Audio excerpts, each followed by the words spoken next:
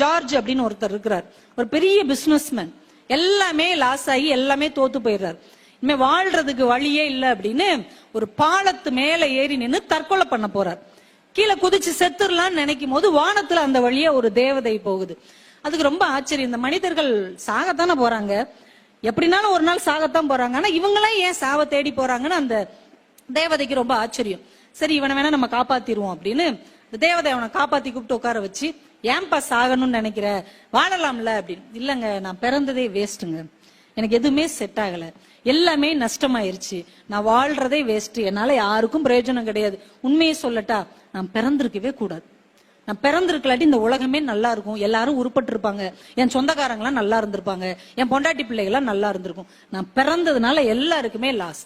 சிரிச்சுக்கிட்டே அந்த தேவதை சொல்லும், சரி உன்னுடைய பாயிண்ட்டுக்கே நான் வர்றேன், நீ இந்த உலகத்துல பிறக்கலன்னு வை, என்ன ஆகும்னு பாப்போமா வா அப்படின்னு ரிவர்ஸ் கூட்டு போகுது. அவர் பிறக்கவே இல்லை இந்த உலகத்துல, இப்ப இந்த உலகம் எப்படி இருக்குன்னு கூட்டு போய் காமிக்குது. இவர் பிறக்கவே இல்லை, இவர் வீட்டுல இவர் தம்பியா ஒருத்தர் இருப்பார்ல, இவர் சின்ன பையனா இருக்கும்போது இவர் தம்பி ஒரு தடவை ஒரு பனி ஆத்துல விழுந்து சாக பாப்பார், இவர் ஓடி போய் அவரை காப்பாத்திருப்பார். இப்ப இவர் பிறக்கவே இல்லைல்ல, தம்பி செத்து போயிடுவான். இப்ப திருமணமாகி இவர் மனைவி இவரை தானே திருமணம் பண்ணிருப்பாங்க, இப்ப இவரே இல்லைல, வேற ஒருத்தரை கல்யாணம் பண்ணி அந்த ஒரு மோசமான மனுஷன் இந்த அம்மாவை அடிச்சு ரொம்ப பாடாப்படுத்தி பிச்சை எடுக்க விட்டுருவார். நல்ல நிலைமையில இருக்கிற மனைவி இவர் இல்லைன்னு உடனே என்ன ஆயிருவாங்க, பிச்சைக்காரங்களா போயிடுவாங்க.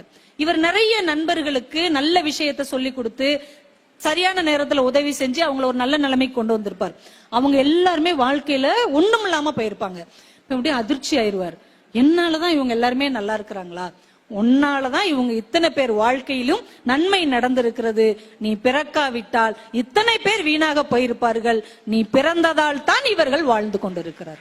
ஆச்சரியமாகி நான் நிச்சயமா நான் வாழ்றேன், இந்த வாழ்க்கையால் இத்தனை பேருக்கு பயன் இருக்கிறது என்றால் நான் வாழ்ந்தே தீர்வேன் என்று அவர் திரும்ப வீட்டுக்கு போவதாக அந்த திரைப்படம் முடியும்.